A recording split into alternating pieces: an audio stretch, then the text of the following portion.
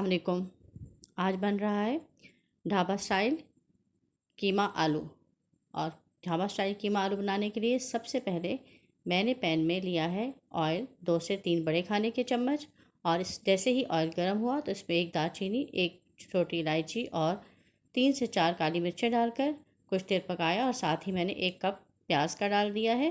प्याज को मैंने बारीक काट लिया था। प्याज को फ्राई करने के साथ ही सुरख मिर्च डाली 1 चाय का चम्मच, धनिया पाउडर डाला आधा चाय का चम्मच और हल्दी डाल दी 1/4 चाय का चम्मच।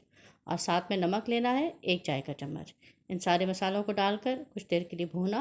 और साथ ही मैंने कुटा हुआ अदरक लहसुन डाल दिया। आप चाहें तो पेस्ट भी डाल सकते हैं। उनको फ्राई करने के बाद डाल दिया है टमाटर का पेस्ट। ये 1 टमाटर का पेस्ट मैंने बना लिया था।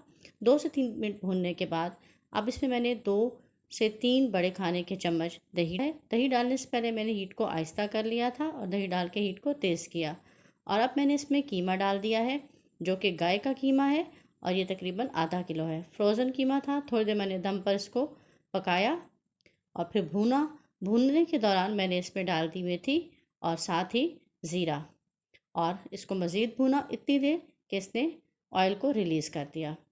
अब जब कीमा अच्छी तरह भुन चुका है तो मैंने इसमें अब शामिल करना है आलू को। आलू के मैंने स्लाइसिस काट लिए हैं और ये 1 आलू था। और इनको अब 3-4 मिनट के लिए आलू के साथ कीमे को अच्छी तरह भून लिया। थोड़ा सा स्पाइसी करने के लिए मैंने 1/4 चाय का चम्मच डाली है चिली फ्लेक्स और इनको दोबारा से चिली फ्लेक्स को पकने दिया। और अब साथ में अब जब अच्छी तरह कीमा भुन चुका तो अब शामिल करेंगे पानी 2 कप।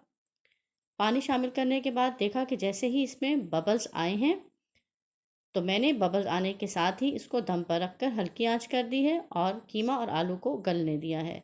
अब चेक कर लेते हैं। तकरीबन 10 से 15 मिनट हो चुके हैं और देखते हैं कि आलू गल चुका है। देखिए आलू बहुत अच्छी तरह से गल चुका है। अब मैंने आंच आहिस्ता कर दी है और इसको सिमर करके पकाया। उससे पहले मैंने हरी मिर्चें और अदरक के स्लाइसेस डाल दिए हैं। सिमर करने के लिए 10 मिनट के लिए रख दिया है हल्की आंच पर। और 10 मिनट बाद देखिए ढाबा स्टाइल कीमा आलू बहुत मज़ेदार तैयार है। सर्विंग बाउल में डाल लेते हैं। और सर्विंग बाउल में डालने के बाद देखिए इसका कलर और इसकी खुशबू भी बहुत मज़े की है। अब इसको करना है गार्निश। गार्निश करने के लिए मैंने स्लाइस जिंजर ली है और साथ में हरी मिर्चें काट ली हैं।